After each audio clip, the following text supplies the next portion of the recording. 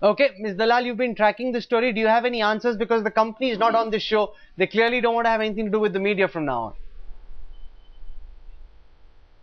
I think first of all, their statement that they paid service tax is just utter rubbish because Speak Asia is not even registered in India. Where's the question of it paying service tax? If at all tax has been paid, it's paid by Speak India and Speak India Online or Tulsiya Tech, one of the front companies that we heard about, which is why when we contact, first of all, the Reserve Bank of India has not even responded to any of our queries. I'm sure it's the same with you. When it comes to the banks, they have openly told us they don't have accounts of Speak Asia, and they are very correct because Speak Asia doesn't exist.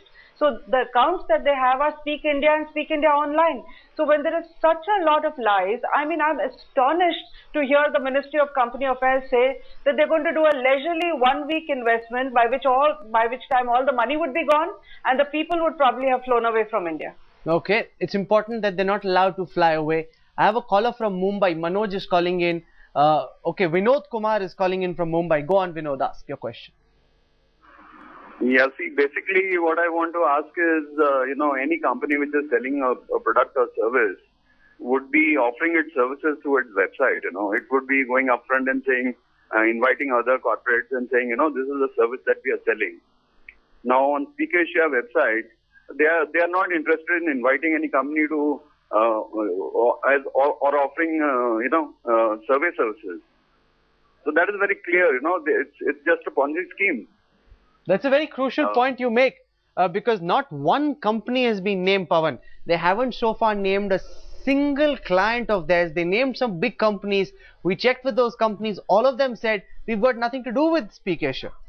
Well, can I just pause here and say, now if all these things are emerging, one thing that comes to my mind is that the government can definitely act. Now, as on 11th of April 2011, the Union government has come up with some rules under the Information Technology Act, which have made intermediaries liable for content. Now, in this case, Speak Asia, the website, is an intermediary, is covered by the Indian IT Act, and the government has the power to call upon Speak Asia as an intermediary to pull down any content which is harmful or which, in the opinion, may not be conducive for the interest of the nation. Now that kind of a direction can be given, more investigations can be done, and if Speak Asia doesn't comply, there are civil and criminal liabilities against Speak Asia. But that's a route, that's for the government to decide. But definitely the power exists. We've heard different perspectives on this show this evening. There seem to be some legal loopholes that are being exploited by this company. The RBI, the ED and the Ministry of Corporate Affairs are now active.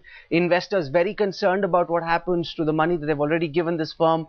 We will keep tracking this story very, very closely. But for the moment, Sucheta Dalal, Vipin Malik, Sriram Khanna and Pawan Dugal, thank you very much for joining us on the show. I want to state once again, if Manoj Kumar, the CEO of this venture, Speak Asia, is watching this broadcast, we took up your invitation to go to your headquarters in Singapore after you told us on the show that we should come to Singapore. We reached there only to be told that we cannot film. There were just a handful of people in that office. They said they're back-end people. They said there are about 200 people in Delhi. Those are the people that you should be speaking to.